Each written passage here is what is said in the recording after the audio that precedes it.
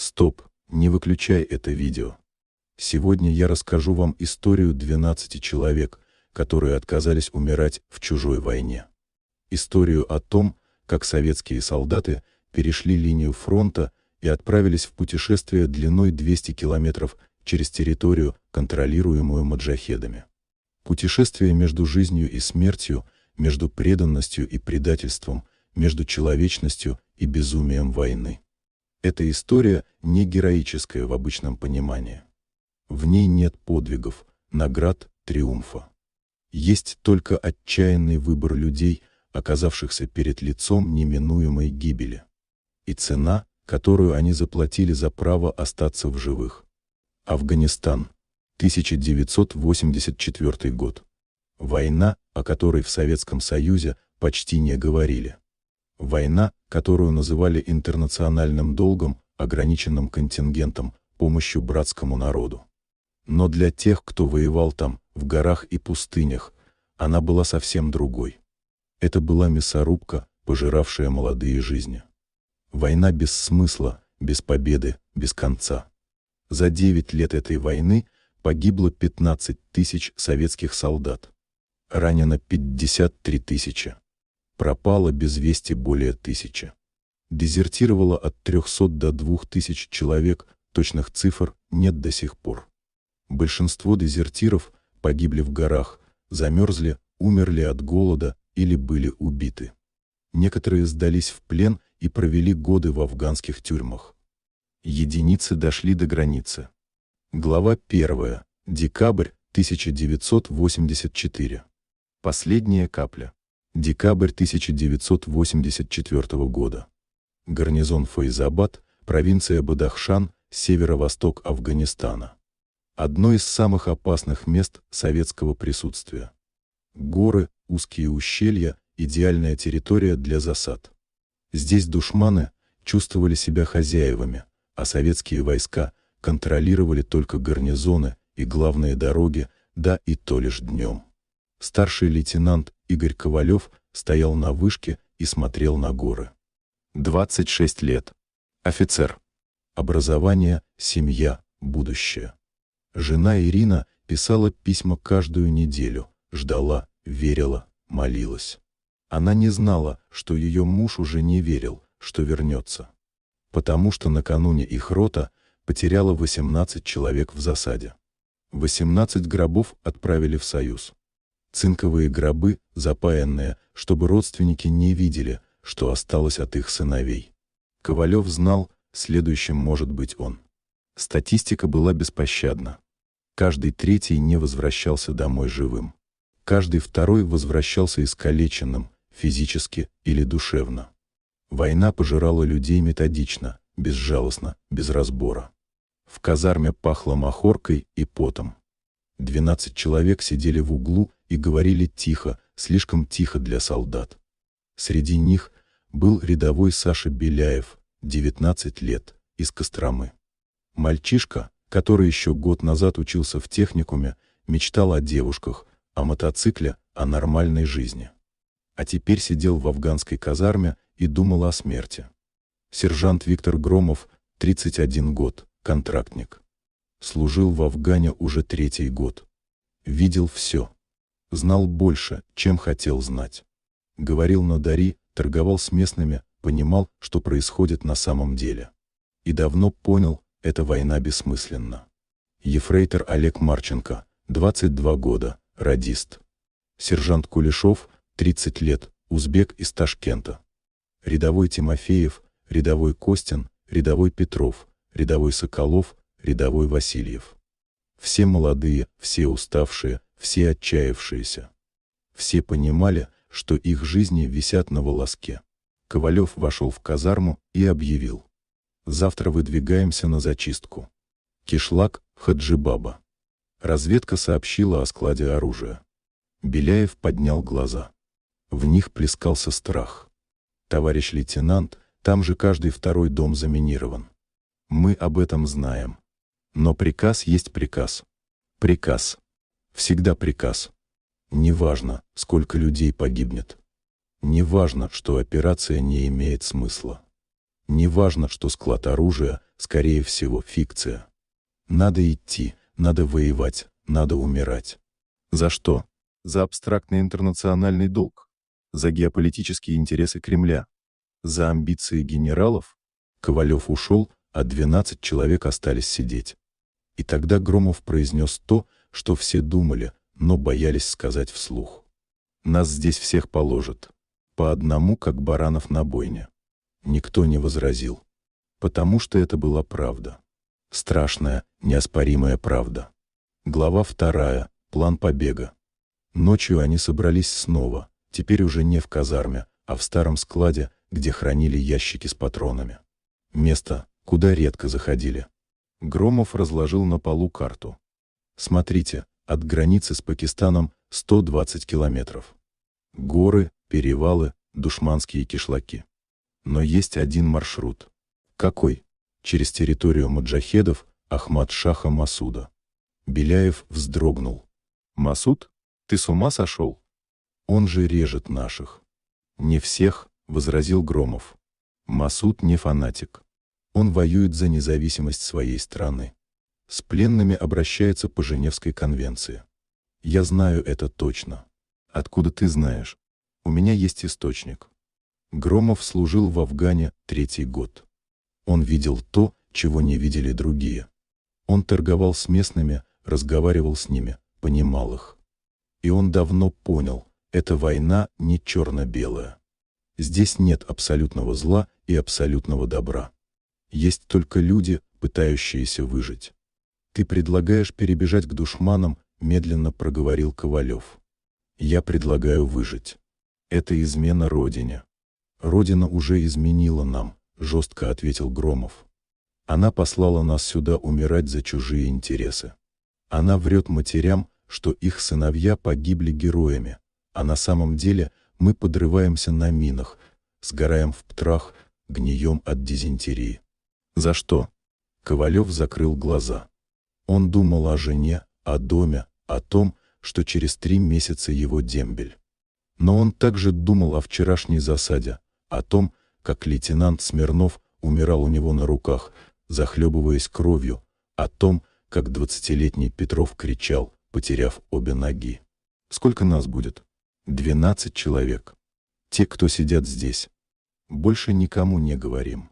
Один лишний, и всех расстреляют. Когда? Послезавтра ночью, во время операции в Хаджибабе. Там будет хаос. Никто не заметит». Беляев обхватил голову руками. «Боже мой, мы правда это сделаем». «Ты можешь остаться», — сказал Громов. «Никто тебя не заставляет. Но помни, завтра ты можешь не вернуться». Беляев посмотрел на товарищей, на их усталые, измученные лица, на их пустые глаза и кивнул. «Я с вами». Так 12 советских солдат приняли решение, которое изменило их судьбы навсегда. Решение, которое сделало их изгоями, предателями в глазах государства, но живыми людьми в собственных глазах. Следующие 2 дня тянулись мучительно медленно. Ковалев почти не спал. Он лежал на нарах и думал. Если их поймают, расстрел. Без суда, без следствия. Статья 58. Измена Родине. Жену вызовут в КГБ, допросят, сломают. Она никогда не узнает правды. Она будет считать его предателем. Но если остаться, смерть почти неизбежна. Афганистан пожирал людей медленно, методично, безжалостно. И Ковалев не хотел быть следующим. Он хотел жить. Просто жить.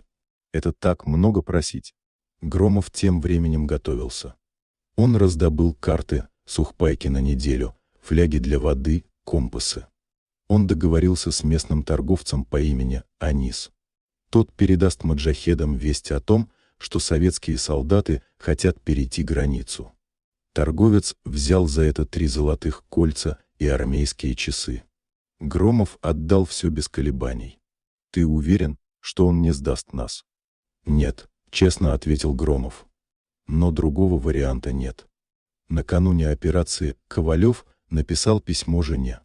Последнее письмо. «Моя дорогая Ирина, если ты читаешь это письмо, значит, я уже не вернусь. Прости меня.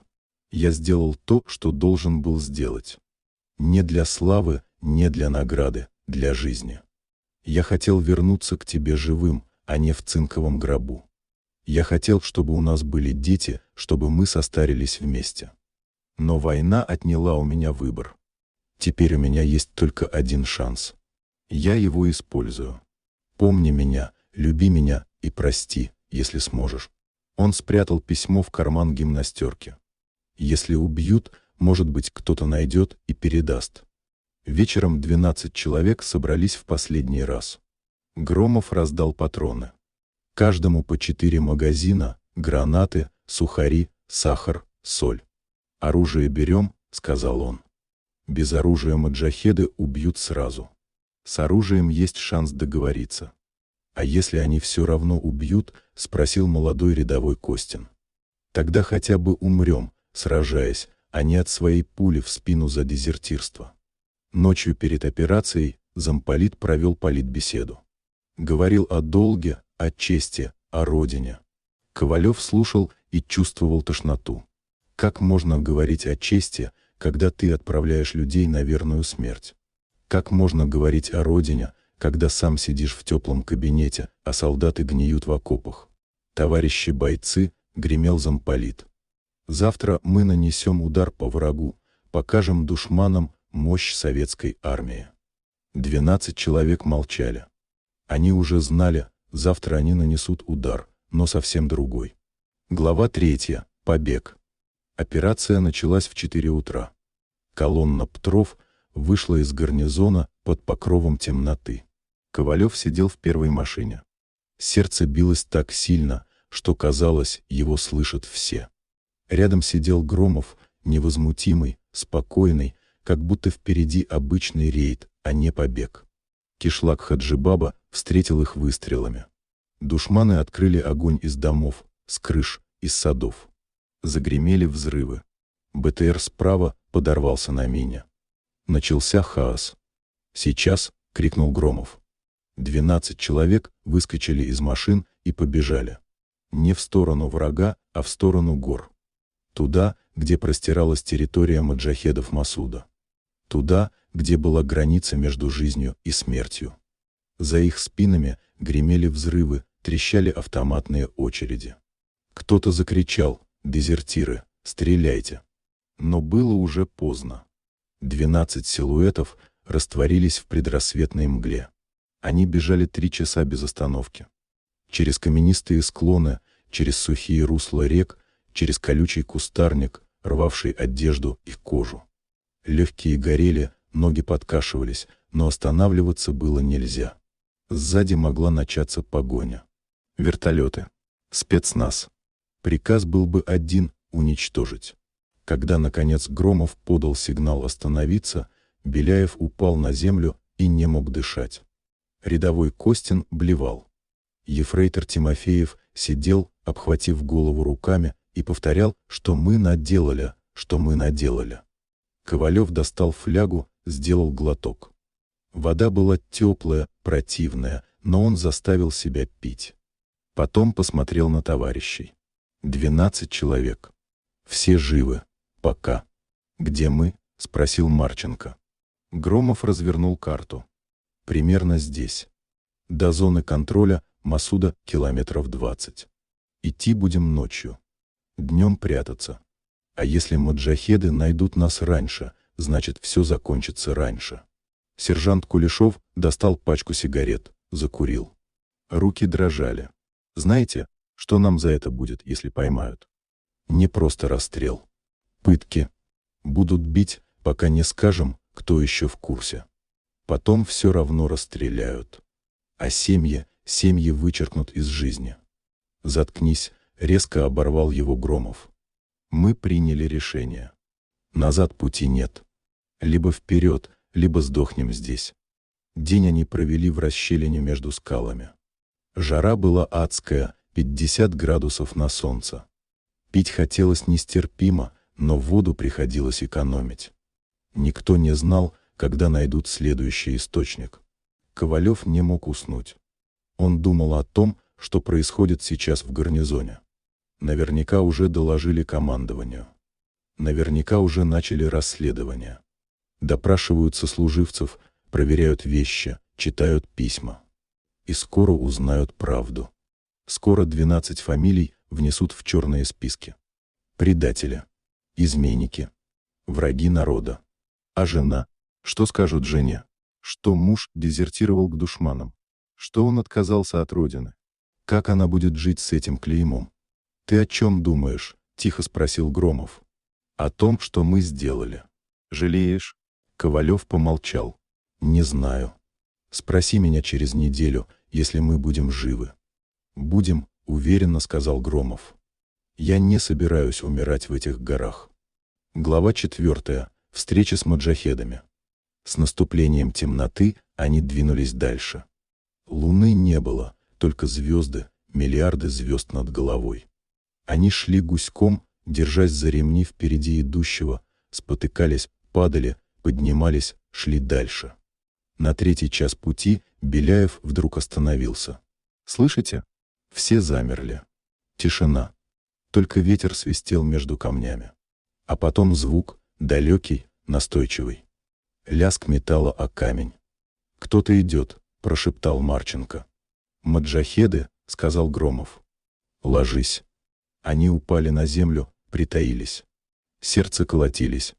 Пальцы сжимали автоматы. Готовы стрелять, готовы умереть, готовы убивать. Звуки приближались. Теперь слышны были голоса. Говорили на Дари. 3, может, 4. Идут по тропе, прямо на них. Ковалев медленно передернул затвор, приготовился. Если начнется перестрелка, конец. Их найдут и советские, и маджахеды. Не уйти. Фигуры показались из темноты. 3 мужчин. Автоматы, патронташи, тюрбаны. Они шли, не подозревая, что в 20 метрах от них лежат 12 советских солдат. И вдруг один из маджахедов остановился, поднял руку, прислушался. «Кто-то здесь», — сказал он на Дари. Громов медленно встал, снял автомат с плеча, но не поднял. Держал стволом вниз. Потом заговорил на чистом Дари. «Мы не враги. Мы ищем Ахмад-Шаха Масуда». Маджахеды мгновенно вскинули оружие. «Кто вы?» «Мы советские солдаты, но мы больше не воюем. Мы хотим уйти из Афганистана живыми». Повисла мертвая тишина. Маджахеды не стреляли. Это было хорошо. Но и не опускали оружие. Это было плохо. Они стояли, целясь в грудь Громову. Один неверный шаг, и 12 жизней оборвутся здесь, на этих камнях. «Советские солдаты не сдаются», — сказал старший из маджахедов. «Они дерутся до смерти». «Ты лжешь». «Я не сдаюсь», — ответил Громов. «Я ухожу. Эта война не моя, и я больше не хочу в ней участвовать. Ты шпион. Если бы я был шпионом, разве пришел бы с 12 людьми открыто и сказал, кто мы? Мы бы напали из засады, убили бы вас и ушли». Маджахед прищурился. «Тогда почему ты здесь?» «Потому что у меня есть послание для Ахмад-Шаха от человека, который хочет жить». Маджахеды переглянулись. Потом старший сплюнул на землю. «Идите за нами. Если попытаетесь бежать, убьем. Если попытаетесь напасть, убьем. Понял?» «Понял». Так начался самый странный марш в жизни этих 12 солдат. Они шли следом за своими врагами, людьми, которых они еще вчера убивали, людьми, которые убивали их товарищей. А теперь они шли вместе через ночные горы, и никто не стрелял. Беляев шептал молитву. Он не был верующим, но сейчас молился всем богам разом. Русскому богу, афганскому Аллаху, даже духам гор. Лишь бы выжить. Кишлак появился на рассвете. Глинобитные дома, прилепившиеся к склону. Узкие улочки. Запах дыма и еды. Женщины в паранджах прятались за углы, увидев чужаков. Дети высыпали из домов, таращились на советских солдат. Их привели к большому дому в центре. У входа стояли вооруженные люди. Много. Человек 20. Все с автоматами. Все готовы стрелять. «Ждите здесь», — приказал старший маджахед. Они ждали час. Солнце поднималось. Жара становилась невыносимой. Ковалев чувствовал, как пот стекает по спине. Хотелось пить, но никто не предлагал воды. Наконец из дома вышел человек. Высокий, худощавый, с проницательными глазами. На голове покольская шапка, на плече автомат. Это был Ахмад Шах Масуд, легенда афганской войны, человек, которого не могли поймать ни советские спецназовцы, ни КГБ. Он остановился перед Громовым, смотрел долго, изучающе. «Говорят, ты дезертир», — сказал он по-русски, чуть с акцентом, но понятно. «Говорят, верно», — ответил Громов. «Ты знаешь, что мы делаем с пленными?» «Знаю. Вы обращаетесь с ними по законам войны. Не убиваете без причины». «Я слышал об этом». Масуд усмехнулся. «Ты слышал? Но ты не знаешь, правда это или ложь». «Правда, иначе бы ты не стал со мной разговаривать. Убил бы сразу». Масуд сел на камень, жестом пригласил Громова сесть рядом. «Расскажи мне», — сказал он, — «почему советский сержант, который служит 3-й год, вдруг бежит от своих?» Громов рассказал про войну, которая не имеет смысла, про товарищей, умирающих в засадах, про приказы, которые убивают больше, чем душманские пули, про то, что он устал убивать, про то, что хочет просто жить. Масуд слушал молча. Когда Громов закончил, он посмотрел на остальных солдат. «И вы все так думаете?» Беляев шагнул вперед. Голос дрожал, но он заставил себя говорить. «Я не хочу умирать. Мне 19 лет. Я хочу увидеть маму, жениться, завести детей.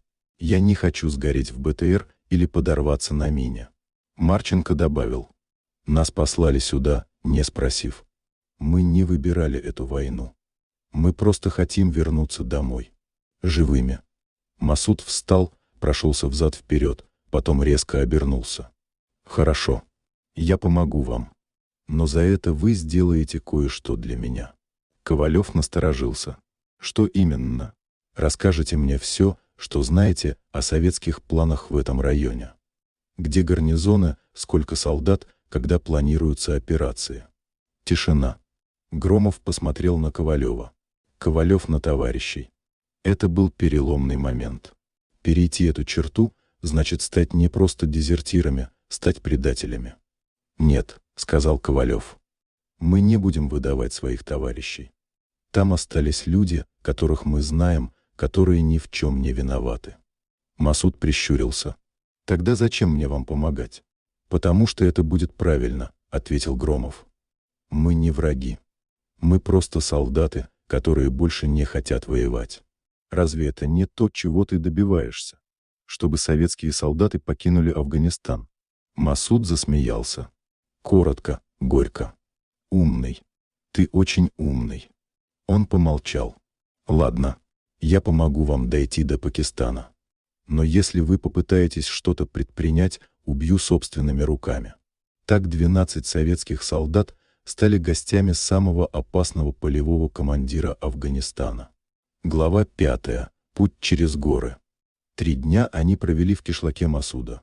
3 дня, которые перевернули их представление о войне.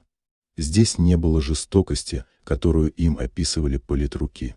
Не было фанатиков, режущих пленных. Были просто люди, защищающие свою землю. Маджахеды не издевались над ними. Накормили, дали воды, выделили помещение для сна. Охрана стояла круглосуточно, но обращались с пленниками без злобы. Старики из кишлака приходили посмотреть на советских солдат. Смотрели с любопытством, иногда с жалостью. Один старик, увидев молодого Беляева, покачал головой и что-то сказал Масуду. Тот перевел. «Дед говорит, что ты слишком молод для войны. Что тебе надо дома, у матери, а не в горах умирать». Ковалев много думал в эти дни. Он понял, советская пропаганда лгала. Не все афганцы были врагами. Не все маджахеды были террористами. Это была гражданская война, в которую Советский Союз вмешался, не понимая сути. На 4-й день Масуд собрал их всех. Маршрут до пакистанской границы займет неделю, может больше. Идти придется через территории, контролируемые разными группировками. Не все они дружественны Масуду. Некоторые убьют советских солдат просто за форму. Поэтому 12 беглецам выдали афганскую одежду. Длинные рубахи, шаровары, пакали. Приказали сбрить усы, отпустить бороды, превратиться из советских солдат в афганских крестьян. Беляев смотрел на себя в осколок зеркала и не узнавал. В грязной тюбетейке, с отросшей щетиной, исхудавшей и загорелой. Он больше не был рядовым Александром Беляевым из Костромы. Он был кем-то другим. Человеком без имени, без прошлого, без будущего.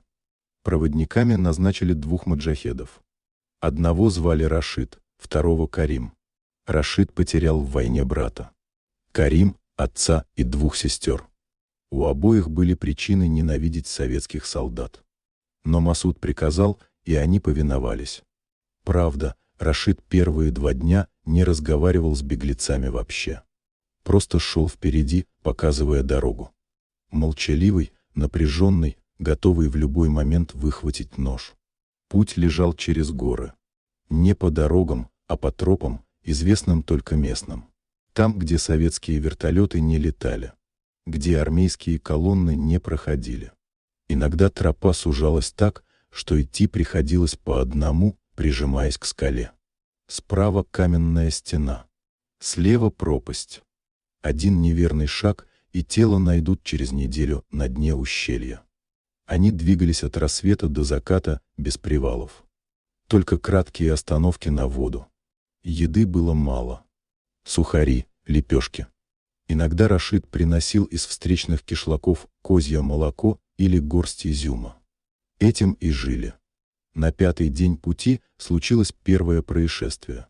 Они спускались в долину, когда Рашид резко поднял руку. Все замерли. Внизу, на тропе, двигалась группа людей. Человек 15. Вооруженные. Не маджахеды Масуда. Другая группировка. Рашид знаком показал вниз, в расщелину. Они нырнули между камнями, притаились. Сердце колотились. Автоматов у них больше не было. Масуд забрал оружие перед уходом. Оставил только ножи. Если обнаружат, защищаться нечем. Голоса приближались. Беглецы лежали, не дыша. Камни впивались в ребра. Солнце жгло спины. Хотелось кашлянуть, пошевелиться, вздохнуть полной грудью. Но нельзя. Один звук — и конец. Группа прошла мимо. Не заметила. Или заметила, но не стала проверять. Когда голоса затихли, Рашид выбрался из укрытия, посмотрел вслед ушедшим, сплюнул. Остальной день они шли в напряженном молчании. Все понимали. Повезло. Очень повезло. В следующий раз может не повезти. Глава 6. Первые потери. К вечеру дошли до заброшенного кишлака. Когда-то здесь жили люди. Теперь остались только развалины. Стены без крыш. Обгоревшие балки. След войны. Рашид показал на один из полуразрушенных домов. «Ночевать будем здесь». Развели маленький костер. Карим сварил какую-то похлебку из риса и сушеного мяса. Ели из одного котелка, передавая по кругу. Беляев сидел у стены и смотрел на звезды. Думал о матери. Она сейчас, наверное, уже знает. Знает, что сын дезертировал, предал родину, ушел к врагам. Что она чувствует? Стыд? Горе? Гнев? Или тайную надежду, что он жив? Ковалев достал письмо жене. То самое, последнее. Хотел порвать, но не смог. Сложил обратно, спрятал в карман. Может быть, когда-нибудь, через годы, он сможет отправить его. Или нет. Возможно, это письмо никогда не дойдет до адресата. Громов разговаривал с Рашидом. «Тихо, надари». Рашид оттаивал. Начал отвечать. Рассказал про брата. Ему было 16, когда его убили. Советский БТР раздавил его на дороге. Случайно. Водитель просто не заметил мальчика на обочине. Даже не остановился. Громов слушал и молчал. Что можно сказать? Извинения не вернут погибших. Слова не залечат раны. Он просто сидел рядом и слушал. И Рашид, кажется, это оценил. Потому что впервые посмотрел на советского сержанта не как на врага, а как на человека. Ночью Ковалев не мог спать. Он вышел из развалин, сел на камень и смотрел на горы. Черные силуэты на фоне звездного неба. Думал о том, как изменилась его жизнь за неделю. Неделю назад он был офицером советской армии. Человеком с будущим, с карьерой, с семьей. А теперь беглец, изгой. Человек, у которого нет ничего, кроме надежды дожить до завтра. Рядом появился Громов. Сел молча. Закурил. Протянул сигарету Ковалеву. Тот взял, хотя раньше не курил. Они сидели, куря, глядя на звезды. Не говорили. Слов не нужно было. Они оба понимали. Назад пути нет. Можно только вперед. Через горы, через границу, через все, что приготовил им Афганистан. На 8-й день пути они столкнулись с первой настоящей опасностью. Перевал Саланг. Стратегически важная точка, через которую шли советские конвои. Здесь постоянно велись бои. Здесь гибли люди каждый день. И здесь им предстояло пройти. Рашид предупредил. Идти будем ночью. Днем перевал контролируют советские посты. Вертолеты патрулируют постоянно. Ночью тоже опасно, но есть шанс проскочить незамеченными. Они выдвинулись в полночь. Луна скрылась за облаками. Темнота была абсолютной. Шли на ощупь, держась друг за друга. Рашид впереди. Он знал каждый камень. Карим сзади подстраховывал. 12 советских солдат между ними. Слепые, беспомощные, целиком зависящие от проводников. Тропа круто уходила вверх. Ноги скользили на осыпи. Дышать становилось труднее. Высота почти 4000 метров. Воздуха не хватало. Сердце билось как молот. Марченко начал задыхаться. Остановился, согнулся, хватал ртом воздух. Громов подошел, похлопал по спине. Дальше. Только дальше. Остановка здесь — смерть. Где-то в 3 часа ночи они услышали звук. Далекий, но узнаваемый. Вертолет. Рашид замер. Все замерли. Звук приближался.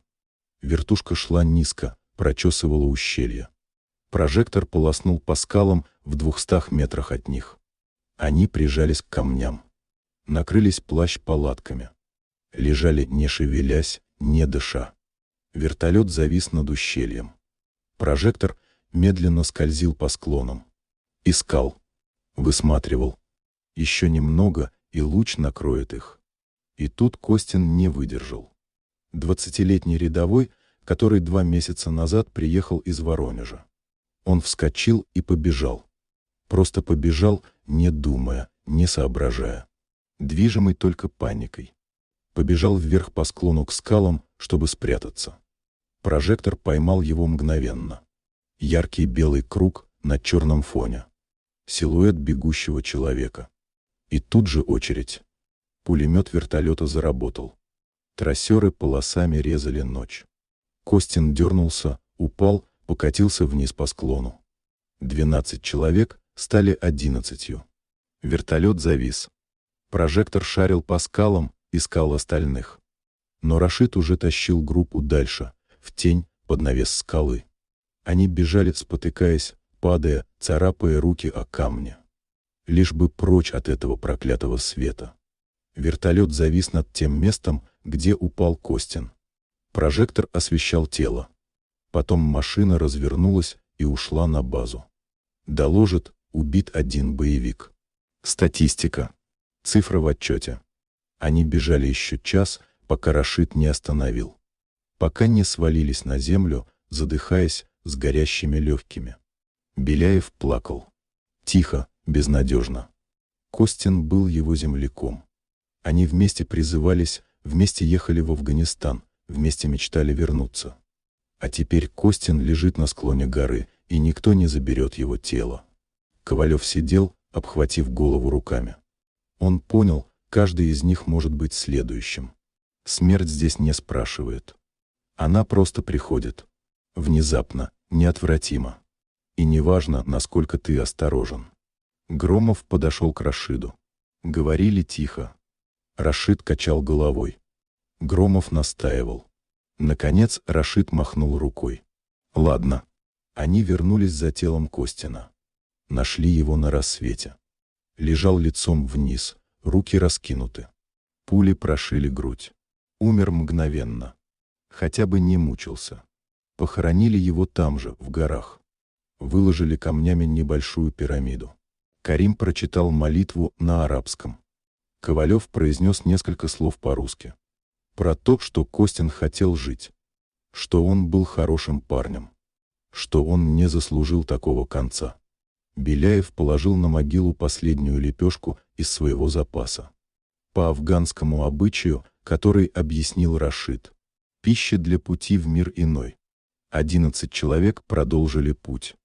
Молчаливые, потрясенные, понимающие, что каждый шаг может быть последним. Глава 7. Испытание. После гибели Костина что-то изменилось в группе. Исчезла последняя иллюзия безопасности. Они шли теперь как приговоренные, знающие, что казнь неизбежна, но не знающие, когда она случится. Следующие 3 дня прошли в изнурительном марше. Горы сменялись долинами. Долины снова горами. Вода кончилась на 2-й день. Пришлось пить из горного ручья. Вода была мутная, с привкусом глины. К вечеру у половины группы началась дизентерия. Они шли, останавливаясь каждые полчаса, корчась от боли в животе. Сержант Кулешов ослабел так, что еле держался на ногах. Громов и Тимофеев поддерживали его под руки. Рашид смотрел на них с сомнением. Если Кулешов не сможет идти, его придется оставить. Закон гор. Слабый замедляет всех. А медлить нельзя. Но Кулешов держался. Зубы стиснув, ругаясь сквозь стоны, но держался. Узбек из Ташкента оказался крепче, чем казалось. На 11-й день пути случилось 2-е несчастье. Они переходили реку вброд. Вода была по пояс. Течение сильное. Камни на дне скользкие. Ефрейтор Марченко, радист, шел 4-м. Поскользнулся, упал. Течение подхватило его мгновенно. Он пытался встать, но вода сбивала с ног снова и снова. Громов бросился следом. Прыгнул в воду. Поплыл. Догнал Марченко. Схватил за руку. Но течение было слишком сильным. Оно тащило обоих к порогам. Там камни торчали из воды, как зубы. Ковалев, стоя на берегу, видел все как в замедленной съемке. Громов цепляется за камень. Держит Марченко одной рукой.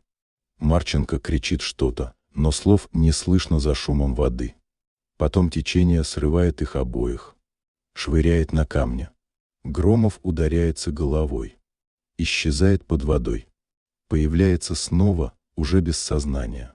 Марченко пытается удержать его, но сил не хватает. Рашид и Карим сбежали вниз по течению. Ковалев за ними. Они вошли в воду. Выстроились цепочкой, держась друг за друга. Когда тела проплывали мимо, Карим выхватил Громова. Рашид Марченко. Вытащили на берег. Громов был без сознания. Кровь текла из разбитой брови. Карим начал делать искусственное дыхание. Давил на грудь ритмично, методично. Минуту, 2. Ковалев думал, все, потеряли еще одного. Но тут Громов закашлялся. Выплюнул в воду. Открыл глаза. Марченко сидел на берегу, дрожа всем телом. Руки перебиты о камни. Кровь. Но жив, жив. Они потеряли в реке почти все запасы еды. Рюкзак с сухарями утонул.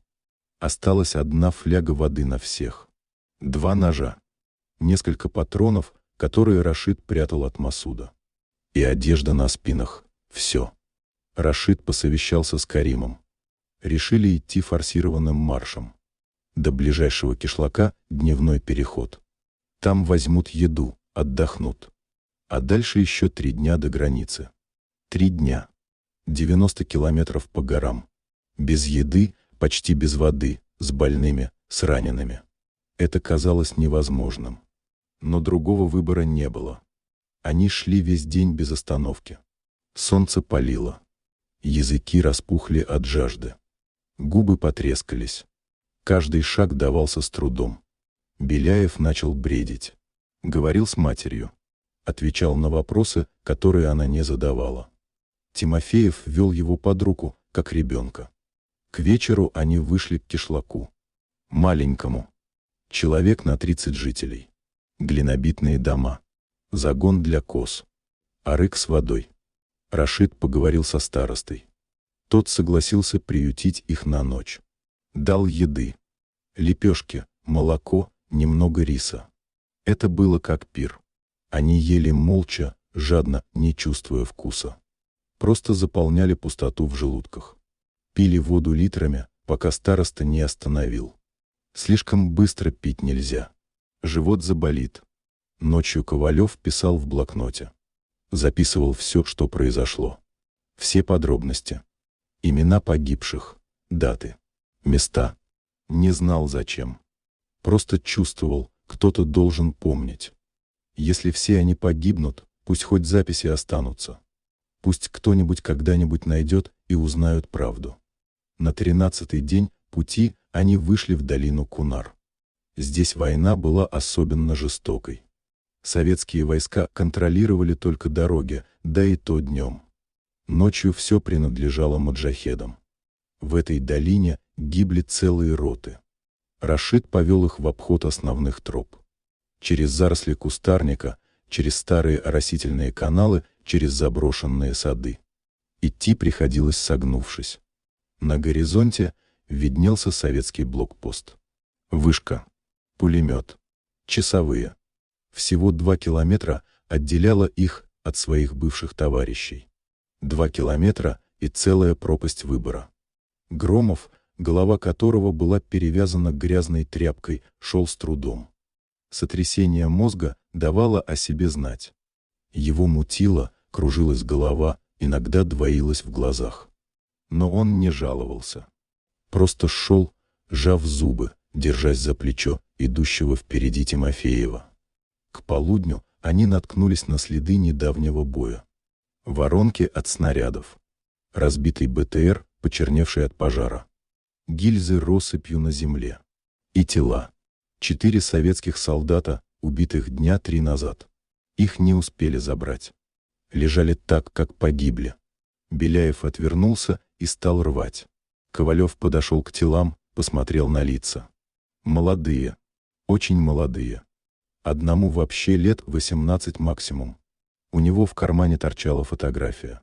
Ковалев достал ее. Девушка. Красивая. Улыбается. На обороте надпись: «Жду тебя, Димочка». Димочка не вернется.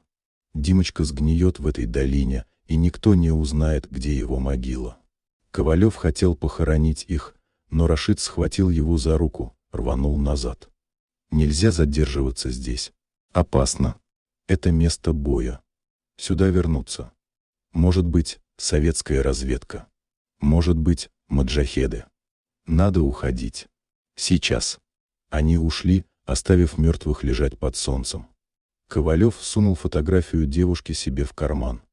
Если выживет, найдет ее. Расскажет, что Димочка погиб быстро, что не мучился. Соврет, если придется. Но она должна знать. Вечером они вышли к еще одному кишлаку. Рашид сразу почувствовал, что что-то не так. Слишком тихо. Нет детских голосов. Нет запаха готовящейся еды. Нет коз в загонах. Карим достал нож. Рашид тоже. Они вошли осторожно.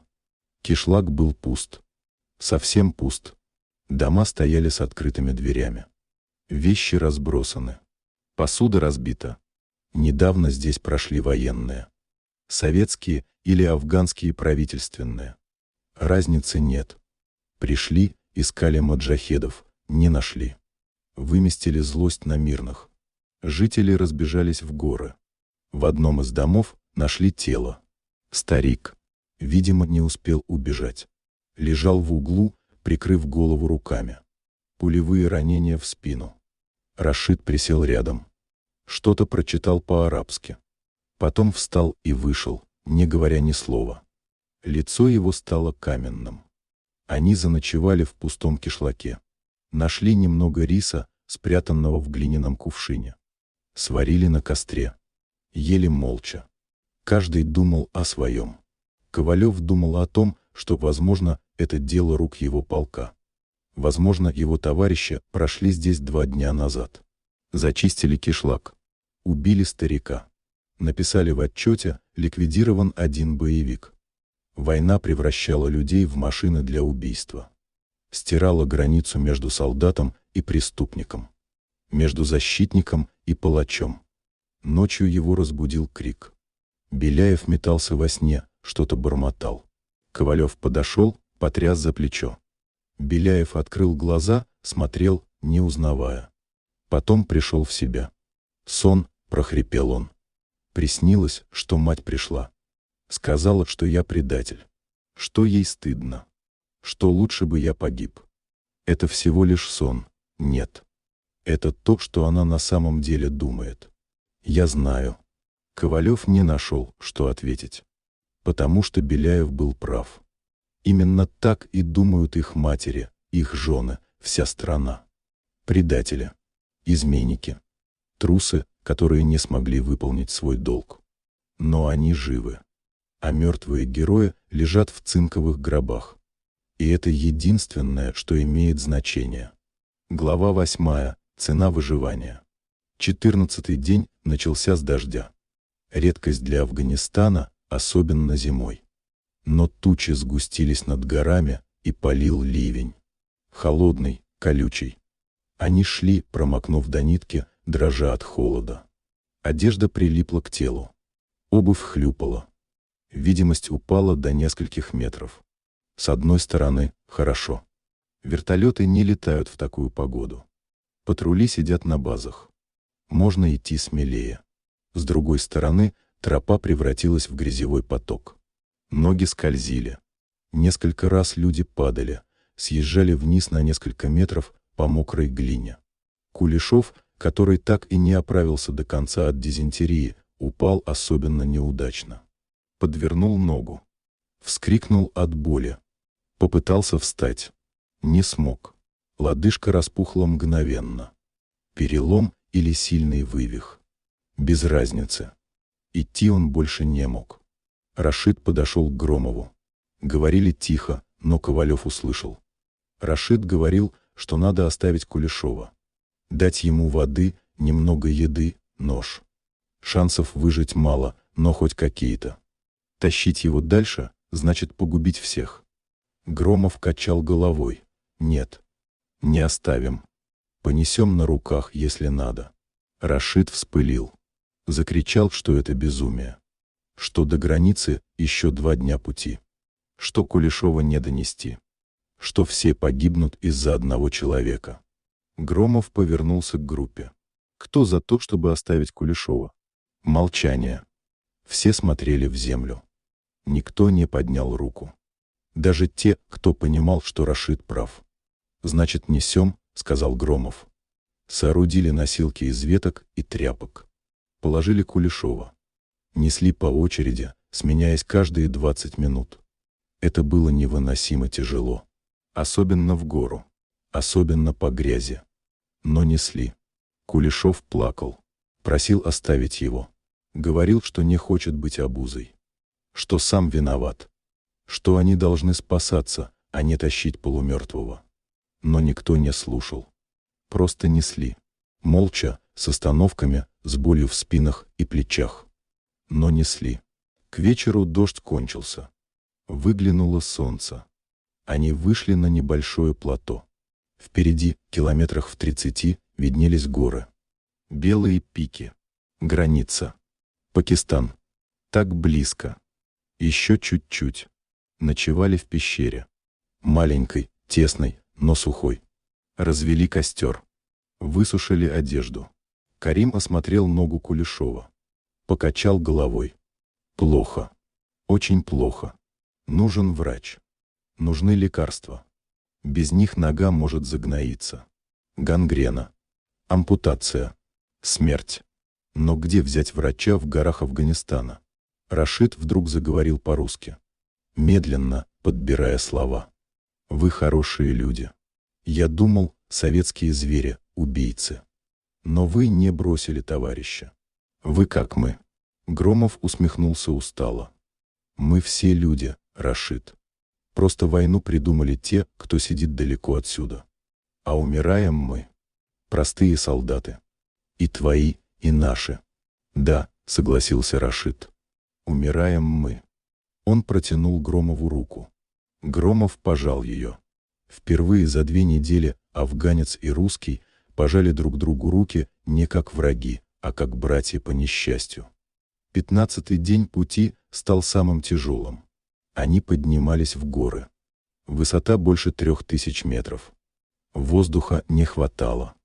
Каждый вдох давался с трудом. Сердце колотилось как бешеное. Голова кружилась. У Беляева пошла кровь носом. У Тимофеева рвота. А еще надо было нести Кулешова. Носилки в гору. По узким тропам, где одна нога на краю пропасти. Несколько раз чуть не сорвались. Один раз Беляев оступился. Носилки накренились. Кулешов едва не вылетел вниз. Его удержали в последний момент. Рашид и Карим несли наравне с остальными. Афганцы привычны к высоте, но и они уставали. Все уставали. Смертельно уставали. Но останавливаться было нельзя. К полудню они услышали вертолеты. 2 Ми-24. Летели низко, прочесывали долину. Беглецы залегли под скалами. Накрылись плащ-палатками. Лежали не шевелясь, пока вертушки не ушли на север. Когда звук моторов затих, Ковалев понял. Ищут именно их. Армия знает. Армия охотится. Времени почти не осталось. «Быстрее», — приказал он. «Надо уйти как можно дальше. Сегодня ночью не останавливаемся». «Люди не выдержат», — возразил Громов. «Выдержат или умрут. Третьего не дано». Они шли весь день без остановки. Потом всю ночь. Луна освещала тропу. Узкую полоску меж скал. Спотыкались, падали, поднимались, шли дальше. Кулешов на носилках стонал, бредил, звал мать, жену, детей, которых у него не было. На рассвете 16-го дня они увидели ее. Границу. Нереальную линию. Границу в Афганистане никто не обозначал столбами.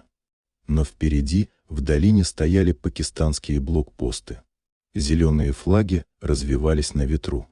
Солдаты в форме пакистанской армии патрулировали дорогу. 10 человек остановились на гребне. Смотрели вниз. Молчали. Не верили, что дошли. «Вот и все», — тихо сказал Громов. «Мы сделали это». Беляев опустился на колени и заплакал. Просто сидел и плакал, не стыдясь слез. Плакал от облегчения, от усталости, от осознания того, что они выжили. Глава 9. Прощание и новая жизнь. Рашид подошел к Ковалеву. Протянул руку. «Дальше вы без меня.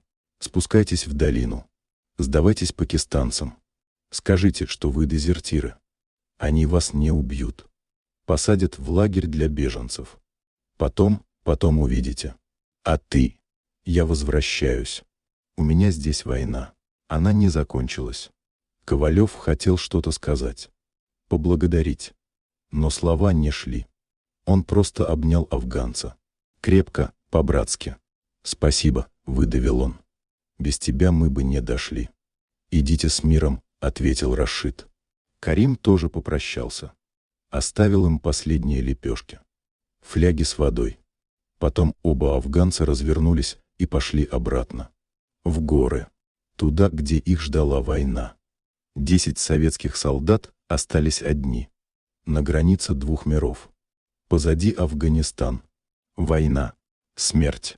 Впереди неизвестность. Но хотя бы шанс на жизнь. «Ну что», — сказал Громов. «Пошли в новую жизнь». Они спустились в долину. Медленно, осторожно. Вышли на дорогу. Подняли руки вверх, показывая, что безоружны. Пакистанские солдаты окружили их. Направили автоматы. Офицер что-то спросил по-английски. Ковалев ответил по-русски. «Мы советские солдаты. Мы дезертировали. Просим убежища». Офицер смотрел долго. Потом кивнул подчиненным. Их разоружили. Отобрали ножи. Посадили в грузовик. Увезли на базу. Там их разместили в отдельном бараке. Дали воды, еды, медицинскую помощь. Кулешова увезли в госпиталь.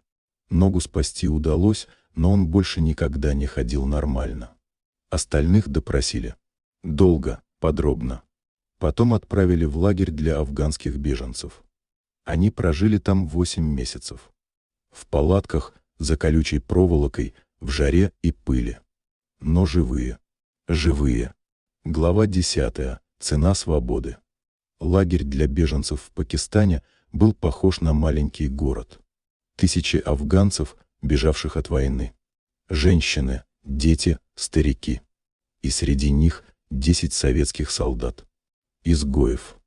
Поначалу афганцы относились к ним с недоверием. Советские — это враги, оккупанты, убийцы.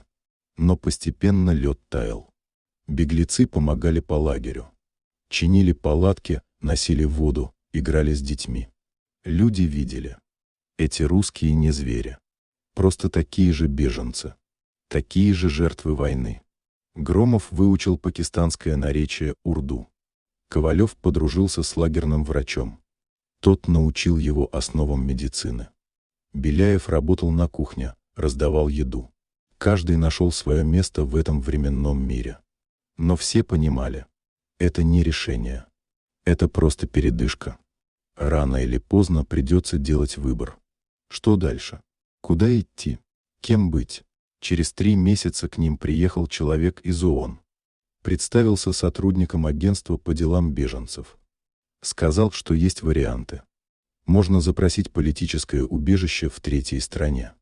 Франция, Германия, Швеция рассматривают такие случаи.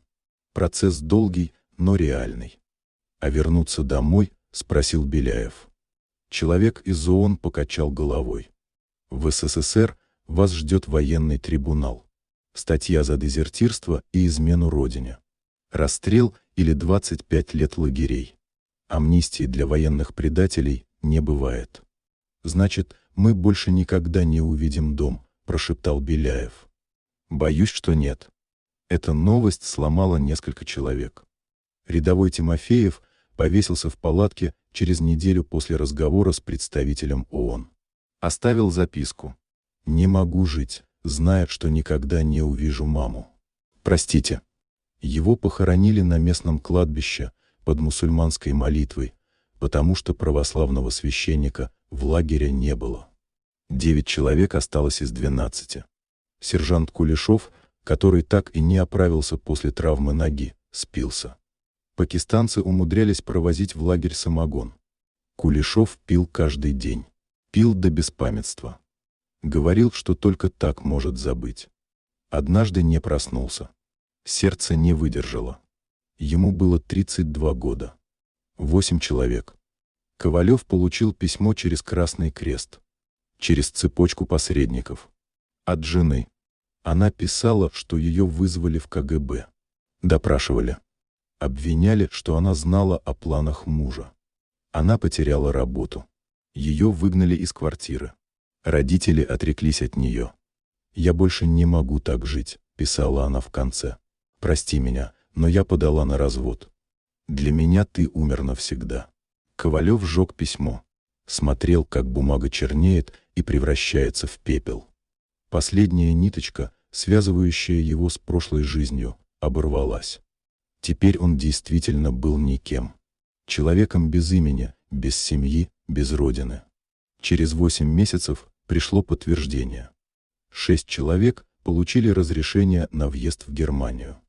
Беженцы по политическим мотивам. Два других, Громов и еще один солдат, Петров, решили остаться в Пакистане. У Громова были свои планы. В день отъезда 8 оставшихся собрались в последний раз. Стояли в круге, держась за руки. Никто не говорил. Что тут скажешь? Они прошли через ад. Потеряли 4 товарищей. Потеряли семьи. Потеряли родину. Но выжили. И это само по себе было чудом. «Обещайте», — сказал Беляев. «Мы не забудем. Не забудем Костина, Марченко, Тимофеева, Кулешова. Не забудем, кто мы были и что сделали». «Обещаем», — хором ответили остальные. Они обнялись. Потом 6 сели в автобус ООН, который увез их в Исламабад, а оттуда в Германию. Громов и Петров остались стоять у ворот лагеря. Смотрели, как автобус уходит по пыльной дороге. Потом развернулись и пошли обратно. В палатку. У них была своя война. И она еще не закончилась. Заключение. Судьбы. 6 беглецов прибыли в Германию в июле 1985 года.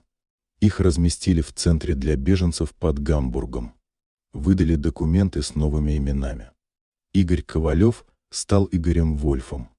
Александр Беляев – Александром Бергом. Прошлое стерли. Новая жизнь началась с чистого листа.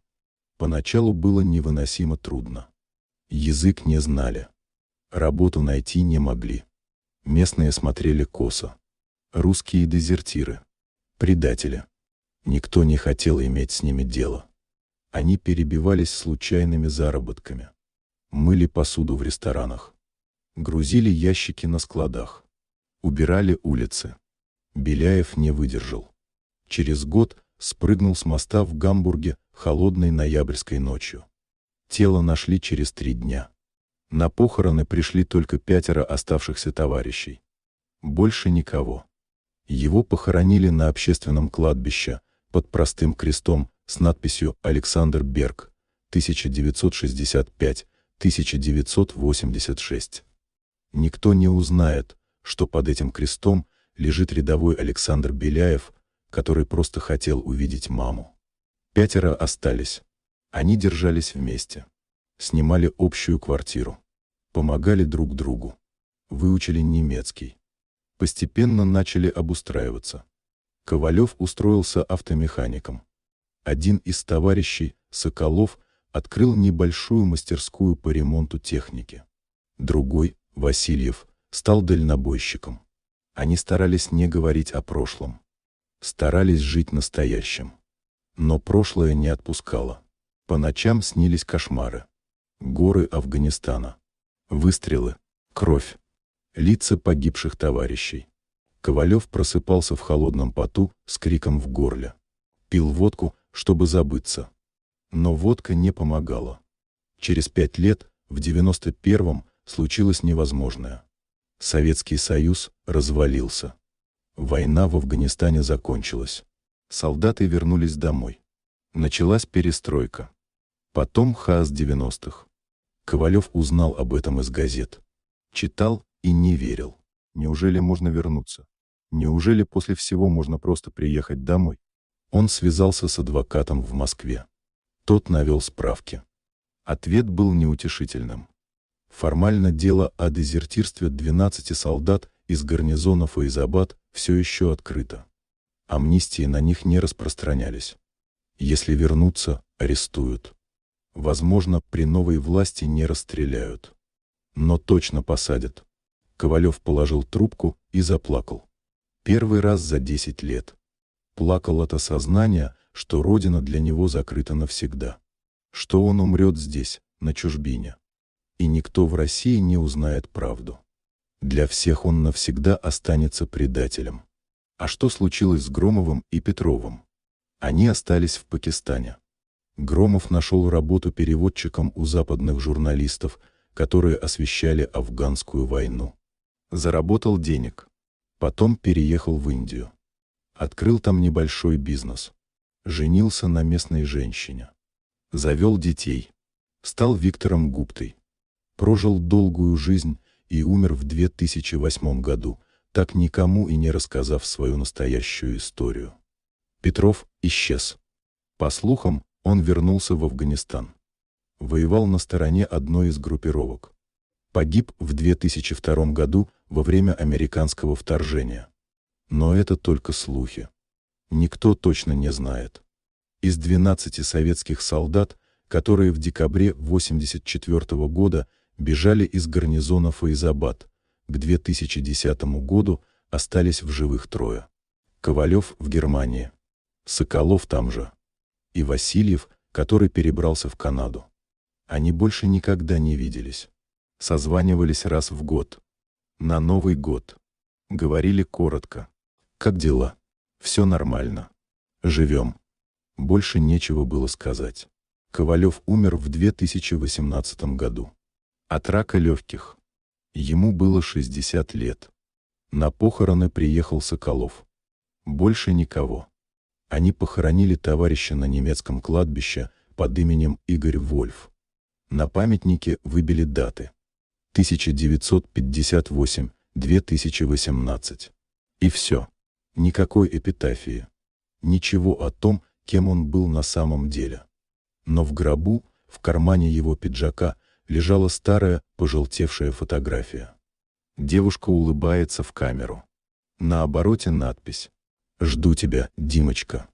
Фотография, которую Ковалев подобрал у тела убитого солдата в долине Кунар 34 года назад. Он хранил ее всю жизнь. Как напоминание. Как память. Как искупление. История 12 советских солдат, которые зимой 1984 года бежали через Афганистан, так и осталась неизвестной. Официально они числились дезертирами, предателями Родины. Их имена вычеркнули из списков части. Семьи подвергли остракизму. Матери годами не знали, живы ли их сыновья. В архивах КГБ до сих пор хранится дело номер 8421. 250 страниц допросов, рапортов, свидетельских показаний. Поиски велись 3 года. Проверяли каждый кишлак в радиусе 100 километров от Файзабада. Допросили сотни афганцев. Арестовали десятки подозреваемых. Но следов 12 беглецов так и не нашли. В конце концов дело закрыли с пометкой: предположительно ликвидированы маджахедами в январе 1985 года. Никто не узнал правду. Никто не узнал, что они прошли 200 километров через вражескую территорию. Что 4 погибли в пути. Что 8 дошли до границы. Что они не предавали военные тайны. Что они просто хотели жить. Соколов, последний оставшийся в живых из той группы, умер в 2022 году в Германии. Ему было 64 года. Перед смертью он передал своему сыну, наполовину немцу, который не говорил по-русски, коробку. В ней лежали фотографии. Военный билет на имя Петра Соколова. Медали, которую он так и не получил. И блокнот в клетчатой обложке. Блокнот Ковалева. Те самые записи, которые он вел в горах Афганистана. День за днем. Километр за километром. Имя за именем. Вся правда об их побеге. Сын ничего не понял. Отдал коробку в местный музей. Там ее положили в запасник. Может быть, когда-нибудь историки найдут эти записи. Может быть, через 50 или 100 лет кто-то расскажет настоящую историю 12 солдат. А может быть, нет. Может быть, их имена так навсегда и останутся в списке предателей. Но они не были предателями. Они были просто людьми. Молодыми людьми, которых война сломала, но не уничтожила. Они сделали выбор жить. И заплатили за этот выбор всем. Родиной. Семьями. Именами. Будущим. Костин, погибший от пули вертолетчика на перевале Саланг. Марченко, утонувший в горной реке. Тимофеев, повесившийся в лагере беженцев. Кулешов, спившийся от отчаяния. Беляев, прыгнувший с моста в Гамбурге. 7 погибших. 5 доживших до старости на чужбине. И все 12 героя. Не по меркам армия и государства. По меркам человечности. Они не получили наград. Не вошли в учебники истории. Их могилы разбросаны по разным странам. Кто-то в афганских горах под грудой камней. Кто-то на пакистанском кладбище. Кто-то в Германии под чужим именем. Но они прошли свой путь до конца. И это единственная награда, которая имеет значение. Афганская война длилась 9 лет. Погибло 15 тысяч советских солдат. Ранено 53 тысячи. Пропало без вести более 1000. Дезертировало от 300 до 2000 человек. Точных цифр нет. Большинство погибли в горах. Некоторые сдались в плен. Единицы дошли до границы. 12 солдат из Файзабада были среди этих единиц. Они отказались быть статистикой. Отказались умирать за чужие интересы. Они выбрали жизнь. И за это их вычеркнули из истории. Но память остается. В блокноте, лежащем в немецком музее. В фотографии девушки, похороненной вместе с Ковалевым. В могиле Беляева на Гамбургском кладбище, которую раз в год кто-то украшает цветами. Неизвестно кто. В историях, которые старые афганцы рассказывают внукам про советских солдат, которые отказались воевать и прошли через всю страну с помощью маджахедов. Эта история не имеет счастливого конца. В ней нет триумфа или справедливости. Есть только выбор. Выбор между смертью с честью и жизнью с позором. И 12 человек выбрали жизнь. Каждый имеет право судить их за это. Но никто не имеет права забывать их